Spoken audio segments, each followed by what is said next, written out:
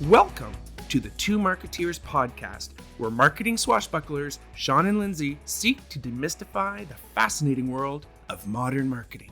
Each episode takes listeners on a storytelling adventure that informs, entertains, and inspires marketing enthusiasts of all kinds. And now, here are your hosts, the Two Marketeers themselves, Sean Patrick and Lindsay. Wow! Yeah! Woo! Take the stick! Hello. Hello. Hello. We're getting better. At not saying good morning?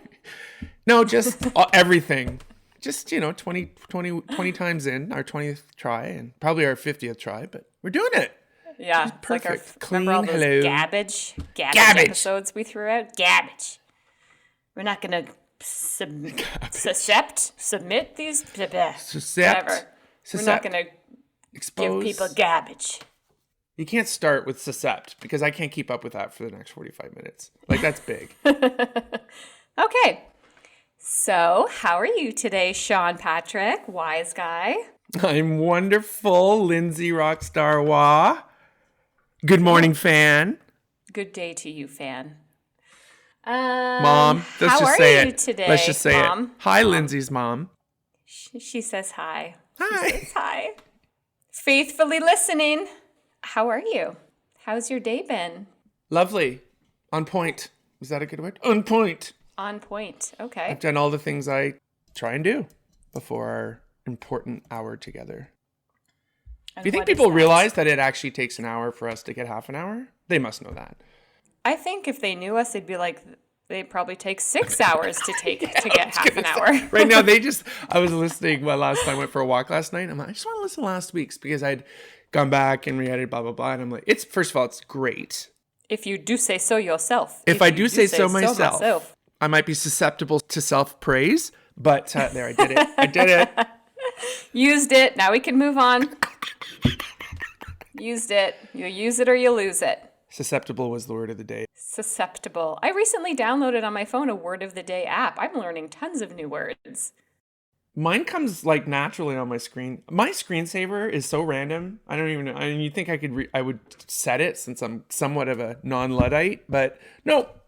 Every few weeks I'll look on my screen and it'll be like, oh, there it is. Anyways. Oh, that's nice. That's boring. What's exciting? Sure is. What else you got going on? Thanks. All right. Why don't you tell me then?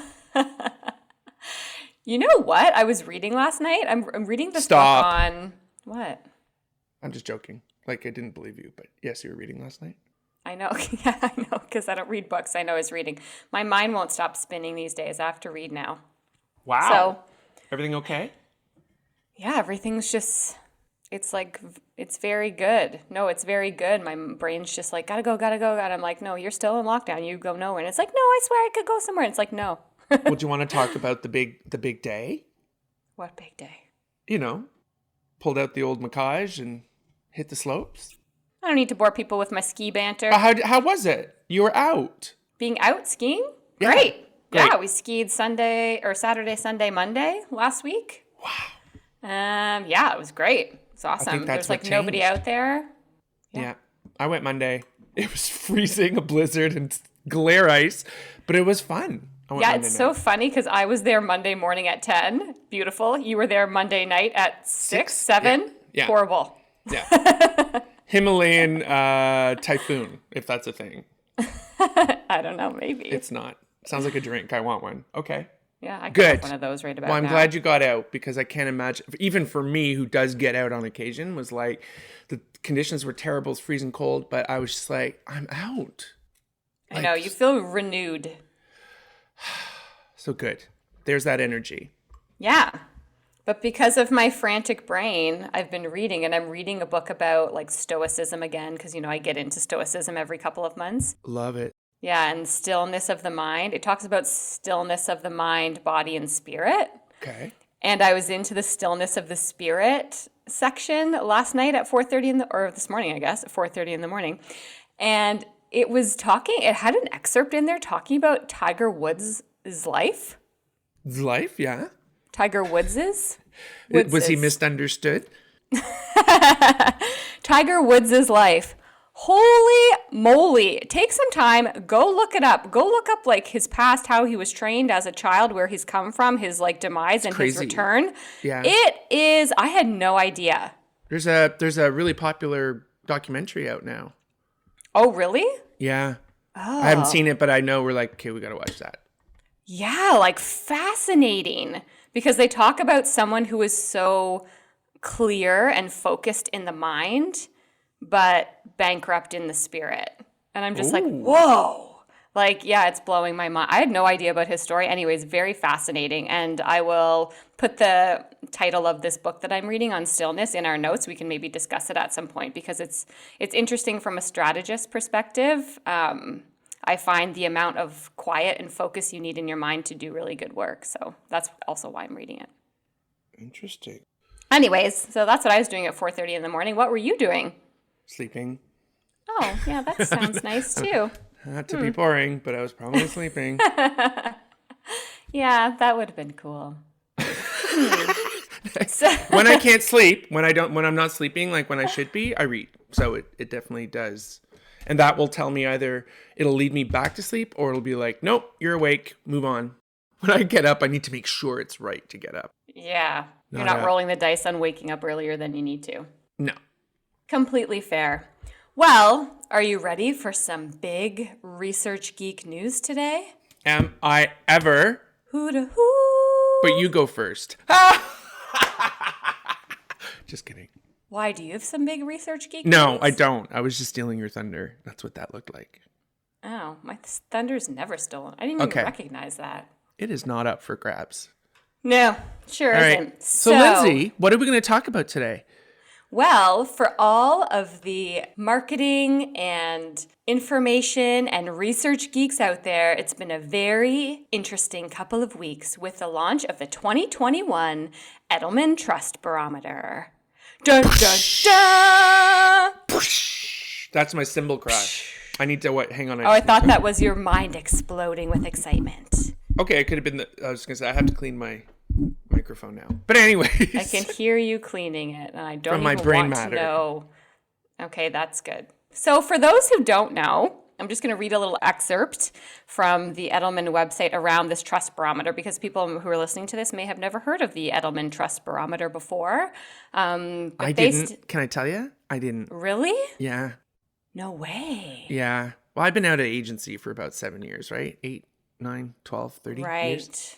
Yes. No, that's interesting, because it's interesting to know like what permeates outside of that kind of small circle of researchers, I guess. It's so impactful on all areas. It's more economic. You know what I mean? I thought it was like, it's Edelman. I thought it was about branding and blah, Like blah, blah. advertising, yeah. Yeah, and it's how sentiment drives an economy. Yeah, and it's a global view. And anyways, again, for people who don't know, this is what Edelman says in their trust area of their website. So they say, we've studied trust for 20 years and believe that is the ultimate currency in the relationship that all institutions, companies and brands, governments, NGOs, which are non-government organizations, and media build with their stakeholders. Trust defines an organization's license to operate, lead, and succeed. Trust is the foundation that allows an organization to take responsible risk and, if it makes mistakes, to rebound from them. For a business, especially, lasting trust is the strongest insurance against competitive disruption, the antidote to consumer indifference, and the best path to continued growth. Without trust, credibility and reputation can be threatened. So they do something called the Edelman Trust Barometer, which they say turns the deep data we collect into real-world insights, and our trust consulting platform, Edelman Trust Management, interprets those insights to help our clients plan, make decisions, and take action. So let's pause there. Let's just reinforce the 4. So there's companies and brands, governments, NGOs, which are non-government organizations, and media. Right. Yeah. Those are the stakeholders that are analyzed. And how consumers, what their sentiment or trust is as it relates to each of those, what I'll call institutions.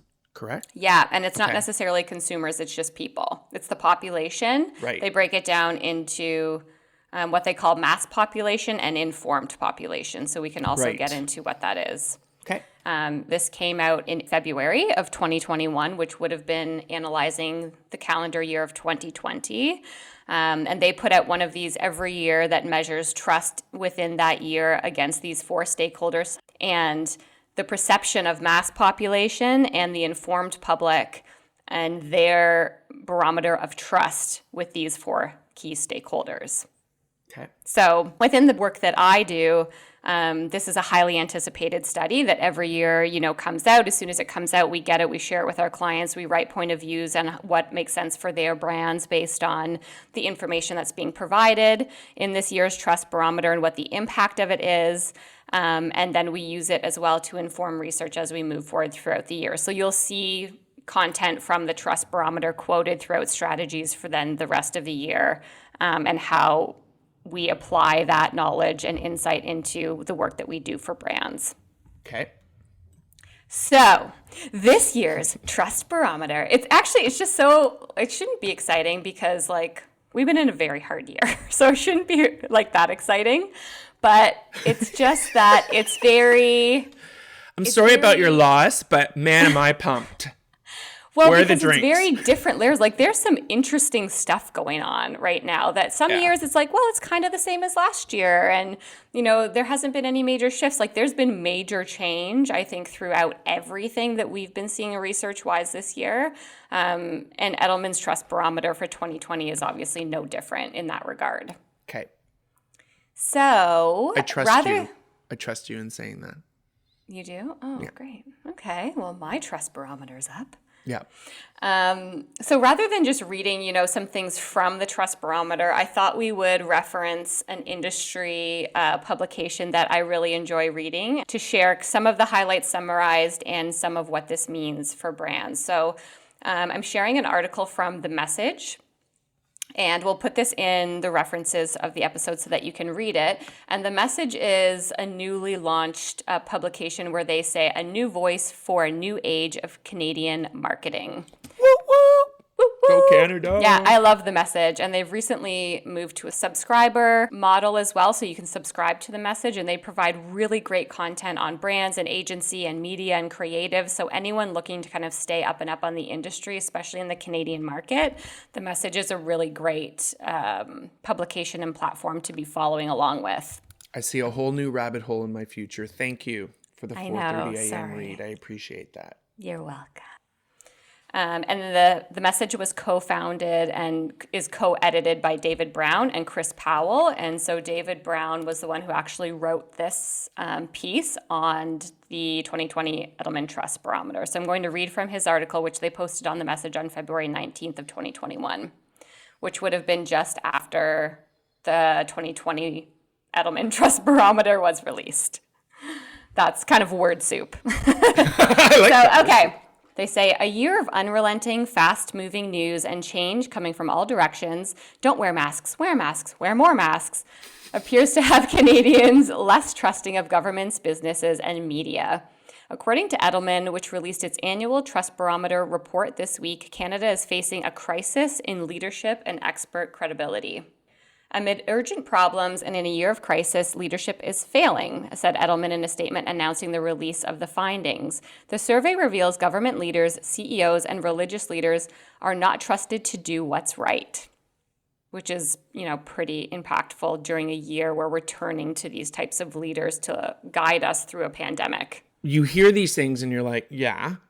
Do you know what I mean? I love that it calls out stuff that might not be surprising, but it's factual and it has a huge impact on the entire economy, not just how we're feeling and, how should we speak to customers? It's no, this is how the world is feeling. And this will drive our economy. Yeah, huge implications of this type of research and insight. So they say while the year was upended by a global health pandemic, the resulting economic turmoil seems to have had a dramatic effect on how Canadians feel about business leaders. This is crazy, where they say fully 50% of Canadian survey respondents say business leaders are intentionally trying to mislead people by saying things that they know are false. Oh. Half of Canadians believe that to be true. Can you believe that? I can believe it, but it's disappointing. It's really disappointing. They say the credibility of CEOs fell 5%, with only 29% of Canadians believing that they are a good source of information. and just 26% of Canadians trust board of directors. However, the survey also found a significant number of Canadians expect businesses to help address societal problems. 65% say CEOs should step in when government does not fix societal problems. And 69% say CEOs should hold themselves accountable to the public and not just to boards of directors and stakeholders. Boom. And furthermore, 67% of consumers believe they have the power to force corporations to change. So we'll just unpack that for a second. So 50% of Canadians believe that they're intentionally being misled, and 65% say that CEOs should step in to fix societal problems and that CEOs should have a responsibility to the public. And 67% of consumers believe that they themselves, so consumers, have the power to force corporations to change. Right. Not just human. Like, that's the distinction here, right? As a consumer, you have the power. They feel that they do, yes. Which, when and that's all that matters. And they do, right? We've talked about voting with your wallets before. Yeah. And this is really what it is, right? So they feel that their decisions have the impact to make corporations change, and that they feel those corporations should be held responsible to the public, especially when they feel that governments and media and other sources of information and action are failing them. And what's the best way for a company to represent itself to a consumer? That's a brand. The question.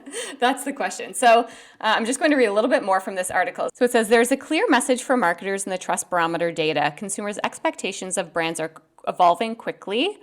They now have a seat at the table and will not be shy about pushing brands and businesses to play a meaningful role in solving some of the big problems society is wrestling with.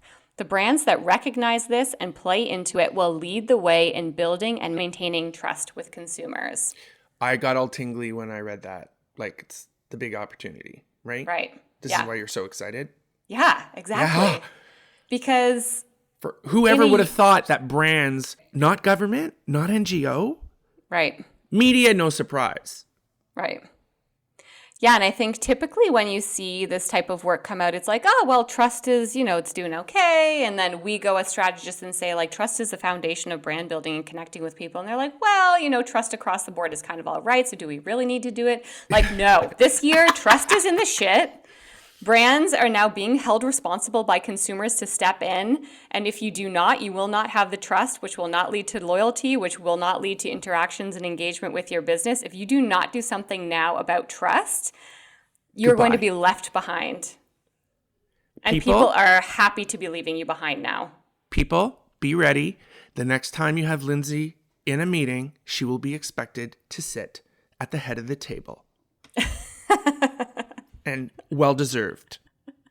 Do I get to go into a meeting room? Yee! Well, it's all metaphorical, okay, Lindsay? Okay, so it says Edelman looked at how trust levels varied between the entire population and what it calls the informed public. So we talked about that a little bit earlier. So the informed public are those with higher education, higher incomes, and higher level of media consumption. And the mass population refers to the population excluding the informed public. Informed Canadians' trust in businesses has fallen in the past year, while the mass population now trusts them more. So there used to be a really big gap between the informed public and the mass population. And now that gap is closing because people who have access, they say, to more media, more information, have a higher education are trusting less. And people who are now the mass population are actually trusting more, whether it's actually warranted or not, because they have, as they say, less access to accurate information and things like that. Can I share an opinion? Please. Or can I ask you a loaded question that you won't even need to answer? Sure. Do you not feel that a lot of what's come out isn't actually fully just because it was the year of the pandemic and all the stuff that happened in 2020, but it's a culmination of the Trump administration? Let's talk here. Businesses are now more valued as credible than the government is. That administration changed things globally.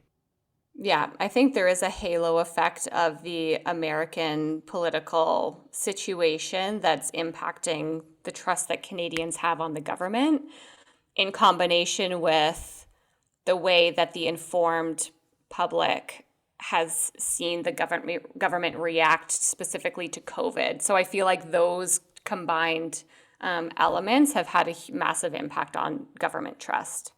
Yeah. What happened that people would trust businesses more than the government, Yeah. you know? And I feel like it's a bit of a letdown. Like it's kind of a, so they say last spring, Edelman sad. released a special update to its annual findings that considered how the early weeks of the pandemic changed trust levels. So this would be a few weeks into the pandemic. They measured the trust levels against those key stakeholders. So they say that survey found that much of the public responded positively to the way businesses, government, NGOs, and the media had reacted Yes. to the pandemic, with trust levels rising on all four. So the beginning of the pandemic, trust levels went up. Everyone's saying, we're here for you. And you're following along closely to government plans on responding to COVID. And then they say less than a year later, many of those gains have already been lost. And so it's the consistency of trust building efforts and kind of proof that's in the pudding that I think has, again, reduced trust. Yeah. And I think at that time, so much focus was on the pandemic and, getting through safety. And then what started to happen is that additional tension, which you always talk about, which is the economy. Like how long, what's the economy going to do? It's interesting. Yeah. And the last point is that Edelman also looked at what it calls information hygiene, a scale based on 4 criteria, which I think is so interesting. News engagement, avoid information echo chambers, verify information, and do not amplify unvetted information. And Edelman concluded that 46% of respondents have poor information hygiene, with only 20% having good information hygiene. So what that means is poor hygiene, they say, could threaten pandemic recovery. Asked about willingness to get the vaccine within a year, for example, 73% of those with good information hygiene said they would, so they would get the vaccine, compared to 59% of those with poor information hygiene. So essentially... Can we talk about the new title? People are going to become information hygienists. Oh my goodness. Is that like a data scientist? It's more like a data dentist. Wow. It's an information hygienist. I like it. Okay, I'm into sorry, it. keep going. No, I'm into it. But essentially what they're equating this to is saying that people who are more educated, higher incomes, who have access to more media information, Which would be those the informed people, public. the informed public, tend to have good information hygiene. And so that means people who have access to more information, better information, are willing to avoid echo chambers and things like that, are more likely to get the vaccine than the mass population. Which only reinforces, just to bring it back to branding, some of the brands have really been strategic. You've talked about Budweiser and that sort of stuff in, jumping ahead and saying, we're not spending money on Super Bowl this way.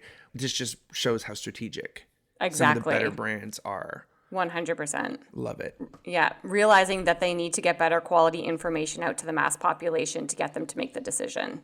Yay, beer. Right? Beer wins again. I know. So that's the article written by David Brown from The Message, just summarizing some of the findings and the impact that has. And clearly a lot for us to, unpack and use to help brands rebuild or build kind of for the first time trust in a very distrusting economy, as you say. And that's what you get paid for, unpacking. Right?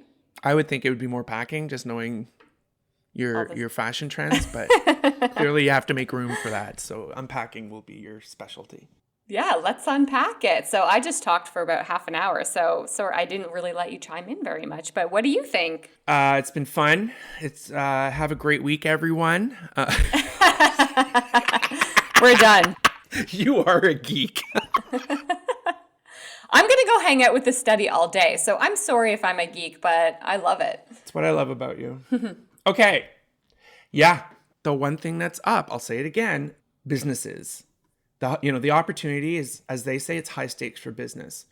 While the Right. world seems to be clouded by mistrust and misinformation, there's a glimmer of hope in business. And I mean, hey, that's the thing to take from it, right? For us, because that's what we do. This year's study shows that business is not only the most trusted institution among the 4 studied, but it is also the only trusted institution with a 61% trust level globally. So Right. that's just to say, like, there's Canada, but globally, this is a thing. And I think that's really important. It is a global movement or shift. And I think they were saying that Canadian owned or Canadian headquartered businesses had very high trust levels globally as well, right? I don't know. I didn't look at Canada specifically. I had a Yeah, feeling. that's what they said. Yeah, Okay. so companies that are headquartered or based in Canada across the world have very high trust levels. So this is the gold.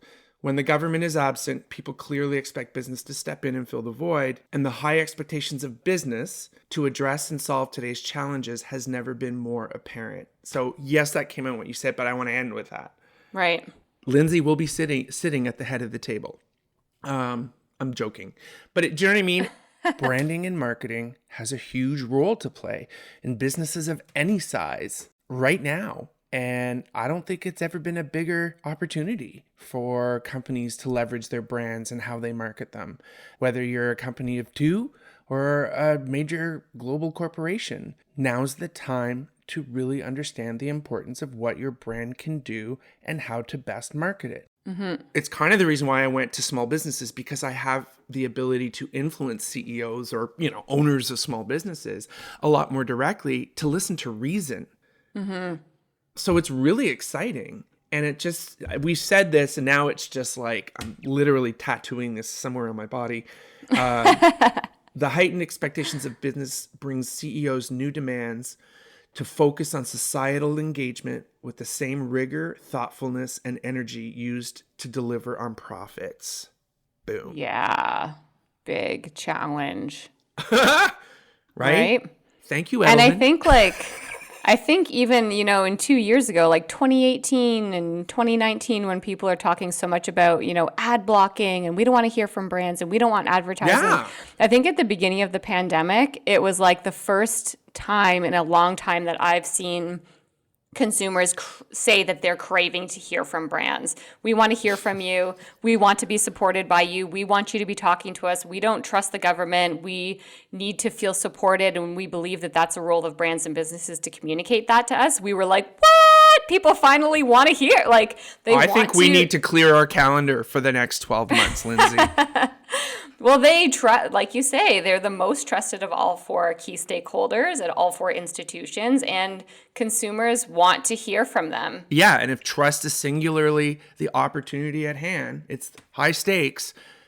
I think you and me have some opportunities to show companies of any size how important your brand is and its specific role that it has to play. And I think at any level, even last episode, we talked about how it can be really frustrating sometimes because we're engaged on projects where it's like, yeah, you say you're this, but your brand isn't. You're not there.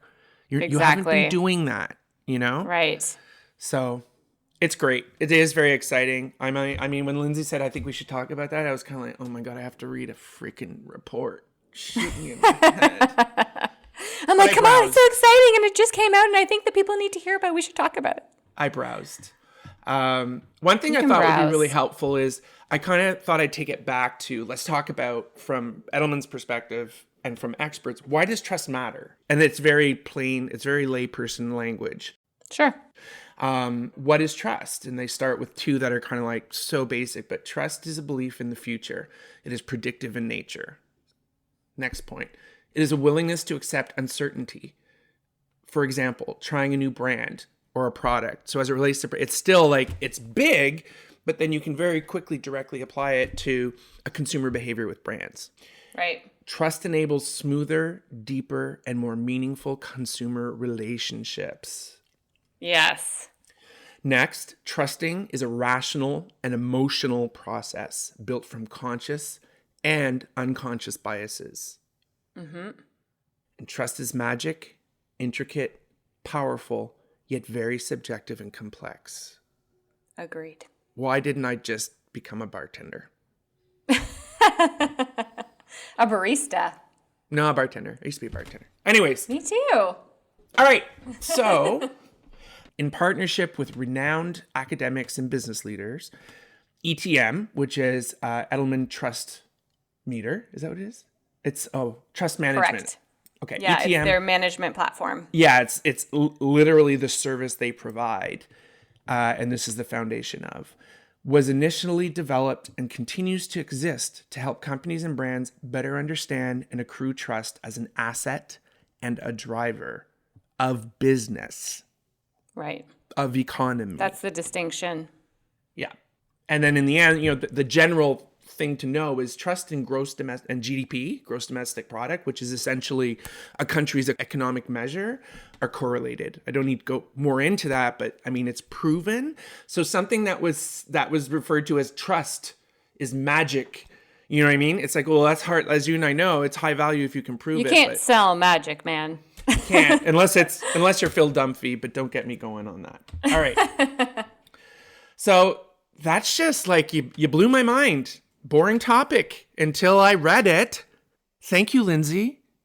You're welcome. You thought it was boring? Oh, you sounded... No, You were appeasing me at the time. You're like, yeah, cool, good. Yeah, okay, cool. No, I'm kidding. I am kidding. I just need people to know that you're the academic one and the smart one. I'm the pretty one. Oh, yeah, you're always the face. You're the face of this brand on our podcast. The bearded face. That's a whole other place. All right. Face built for audio. It wasn't built. What are you saying? All right. So I was looking and I found an article by Inc.com. Inc. is actually a little bit more focused. It's brilliant. It's great. It's been around for a long time, but it's really focused on entrepreneurs. It's from 2019, and I didn't have a problem with that because I wanted to kind of think, what was it like regardless of what 2020 was like? Right. And it's by Damon Brown. And the title is How to Build Customer Trust in 3 Powerful Ways. I know you'd love that. 3. Tidy 3. I think we've said that on so many episodes. A quick tidy 3. Tidy 3. That's going in your dictionary. In Company of One, which is a book that I have Blinkist read, and it has changed my life. It has guided how I built Wise Guy, and it's so easy to read. It's called The Company of One. Paul Jarvis. I just found out he's Canadian. Love him even more. Really? Yes. Cool. So in Company One, Paul Jarvis shows 3 ways small companies can build trust. Here's how to create strong relationships regardless of business size. His whole approach is no matter how big you want your company to be, you can start it as a Company of One and imagine how you maintain that sort of mentality. And how it can grow. We're not looking, he does talk about, a few hundred, but it's like, think big, but don't change because you're big. How do you flip that? So the 3 ways, in the new paperback, it's not new anymore. He's a designer. That's another thing I didn't realize. Paul Jarvis is a designer, I wonder you author. love this guy. I know. Design thinking. He argues that getting big is no longer the symbol of business success. There's no argument. Sorry. Thanks, Paul. I agree. This is what the author said, Damon Brown. As some of the most dynamic companies today, from Basecamp to MailChimp, focus on agility rather than girth. Girth. That's so descriptive. Do we need to say agility in more of our presentations and discovery documents, Lindsay? Oh my goodness. Because it's true. The smaller you are, though, the more you need to build and keep trust. Corporations may be able to better skate through public trust issues. Small businesses tend to feel every bump on the road. Huh? Right. So what I want to talk about is what he calls the 3 aspects of customer trust. Interesting. Tidy 3, confidence, competence, and benevolence. Really? Okay. Yeah, you might fall in love with them too. Number 1. Please expand. Right. Number 1, the title is I Believe What You Say. Confidence is your customer thinking you are telling the truth. This may be the toughest dimension of trust to build, as it requires you show up again and again and again. It requires you to follow through on what you promise. You ready for this? Attention is much easier to get than trust. That's because consistency is hard. I love this because what I wrote down in my tidy 4 is consistency over time. You can't use tidy. It's been taken. Dang. Okay. Number 2, I believe you have the skills to do what you say. Competence is your customer. So sorry, take a break. Number one is where everyone needs to focus right now. And it's the hardest part, and it's where you need to invest the most resources and time. Say again what number one was. Is getting the customer to say, I believe what you say. Okay. Confidence. Right? It's not about getting attention. It's about keeping it and Believing growing the it. message that they see. Attention is seeing the message. Confidence is believing the message they see. Over time, by reinforcing the right sort of consistency, but relevance as you go, right? Got it. Not saying the same thing over and over, but reflecting the same message in relevant Got ways. it. Number two. Two, baby. What is it? Two. Hit me. Tidy two. I believe you have the skills to do what you say. Competence, which is the word, is your customer believing you have the resources and skills to do the job. Corporations have an advantage here. It's easier to think a billion-dollar multinational company won't fumble the ball. So that's where it leans over to, it's easy. Yeah. Well, is it? No, but once you've gotten through number one, this is much more smooth. Yeah. An example would be like shipping. You believe that Amazon has the capabilities to get something to you same day 10 p.m. against mom and pop shop down the street that I'm ordering from Toronto but to Vancouver. Less belief in the ability to deliver on same day shipping. Exactly. And they're not, if they're going to keep bugging you, if you're already an Amazon customer, say, and did we mention free shipping? By the way, it's free shipping. We offer free shipping. You're like, that's not what's going to do it. So Amazon creates something called Prime, very strategic, but it creates a sub brand that in and of itself means free shipping. Right. Through membership. Practical example. Beautiful. Okay. So as solopreneurs, consultants, and small business owners, we can build competence, trust by making a powerful impact with our work. We don't need a huge staff or a skyscraper office. We are going beyond expectations with the resources on hand. Got it. So you have control over it. It doesn't have to become this big political siloed thing. So you just get to it and stay true to it. Right. Number three, I believe you're acting on my behalf. There it is. But you can't do three. Interest. Yes, you cannot do three without two and one firmly in place. And I think some have tried. We're here with you. Right. We're here along the way. Big middle finger. All right. The word is benevolence, which is a word that's becoming more and more seriously considered. It's taking a little while, but once you've achieved one and two, benevolence is your customer seeing you be their advocate. And we are back to the problem. Interesting. Of the three aspects of trust, benevolence may be the one most associated with smaller companies. The more customers feel like a number, the less likely they believe in a business having their best interests in mind or having them in mind at all. So that's where there is a benefit for smaller companies to keep that going. And I think for smaller companies, the goal is to not, we've all said the success of a business is no longer strictly its profits, right? Or its sales. Mm-hmm. And that's the big shift that has to start happening is those CEOs need to stop thinking that if they just throw money at it, they will win the consumers back. Right. It's effort, it's time, it's investment. So yeah. There's an example with Google. Interesting. Yeah, there's an example with Google where a former exec said the company culture has completely ditched its famous motto, which I wasn't aware of that they even had. It was called "Don't be evil." They actually, right? So you've heard about that. They actually removed it. But in the end, the outcome is Google obviously has competence, but confidence is eroding and benevolence was literally ditched as its North Star. So the piece that represented the message is we're good people and we care about you is their own self-imposed do not be evil. It's kind of funny. It's catchy. They took it out and that's the benevolence aspect of it in a cheeky way. So now you feel like they're missing that third step? Benevolence was literally ditched. Like by doing that action and taking out that, thinking it's not a message we want to convey, they've taken out. Have they replaced it with anything? No, that was an internal sort of mantra, I believe. But by kind of pulling that back, I think people forget the importance that employees. So when we talk about people, we're talking about people here. We're not talking about consumers. Yeah. The employees are the advocates for the brand. If you have how many employees does Google have, for goodness sake, right?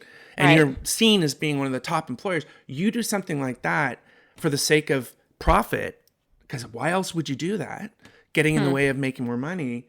the cards begin to fall, Right. the dominoes. That's interesting. Yeah. And it ends with, what elements of trust would customers say about your business? And my little push is, your brand has the power to influence and affect that. So use it. Right. Yeah, that's so interesting. I really love the three kind of takeaways. My tidy three? Yeah, I love the tidy three. I love the tidy three, and I think that they are all 100% accurate. The only thing I wonder about is the order of them. Because when I just challenged myself before this episode to say, okay, if someone just said to me, hey, simply, how do you build trust for a brand? How do you do it? You're saying trust is now in the gutter. So what do we do? What do we do about it? And for me, it's quite simple. And I had written down an, I guess, not so tidy 4 kind of thing. Now I'm thinking. Is it a less than hygienic 4? It could be less than hygienic at this point. But I don't want to throw you off, because I don't think it's in order. I think it depends on, you have to review those things, right? So you can go right to 3, because your brand, you already have that. They do know you. They do believe it. So it's, as you prepare, you have to kind of look at your situation and then evaluate where you are. Right. Okay. So that's good great. point. Yeah. It's not starting from scratch, right? Yeah, because what I said as my number one, like the first thing, especially now, I think that you need to do is figure out what you stand for.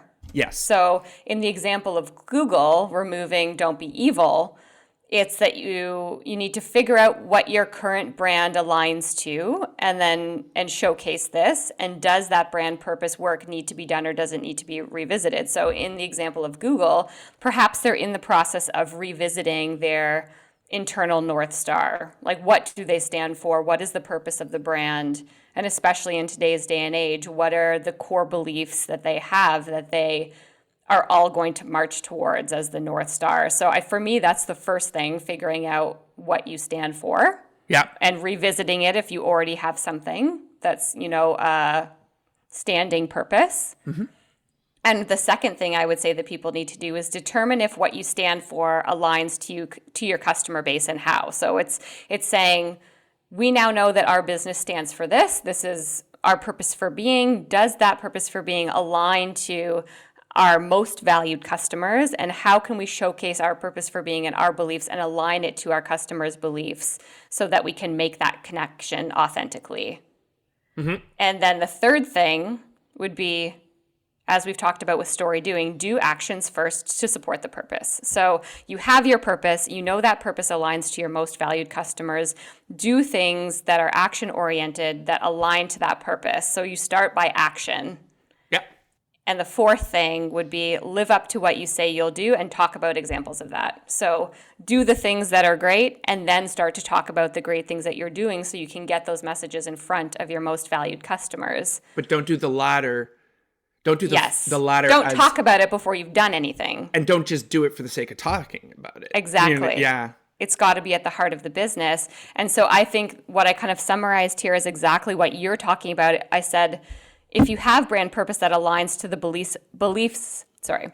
if you have brand purpose that aligns to the beliefs of your customers, and you live up to what you say you'll do consistently over time, that is the biggest piece.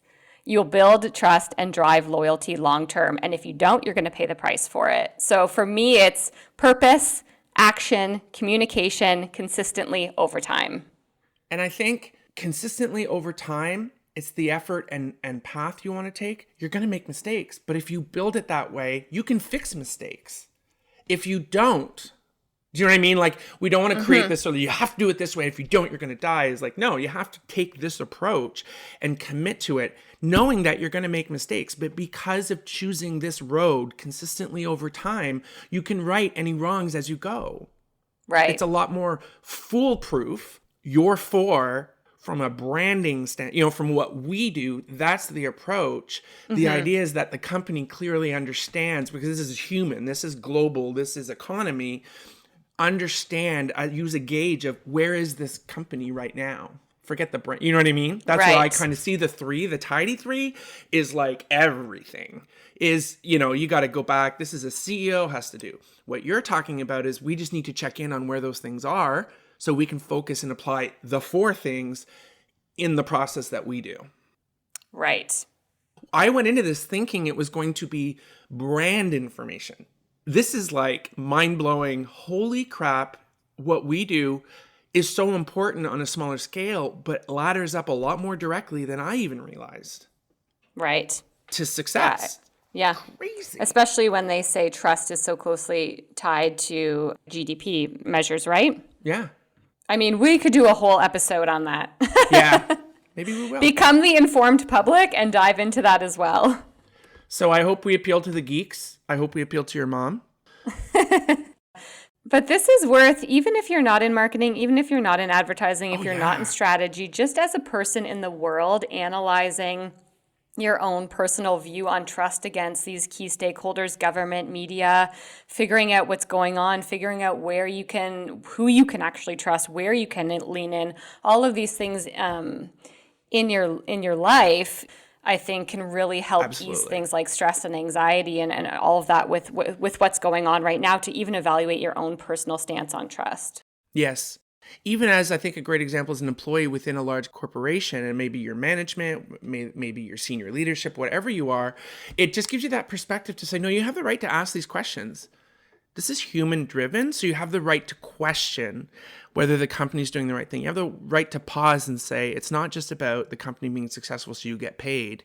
If that is, then keep going and good luck to you. But if it isn't, it's, especially when we know about millennials and Gen Z and what's important to them, this is just a great eye-opener to say, wait, I think I understand this.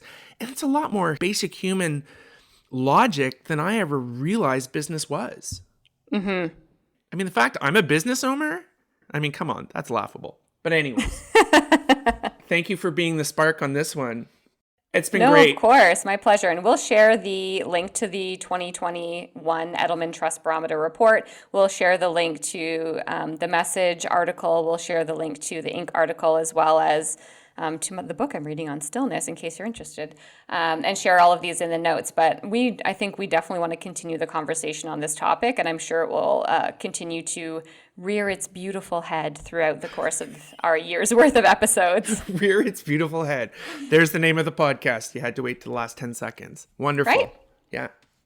Well, have a wonderful week, Lindsay.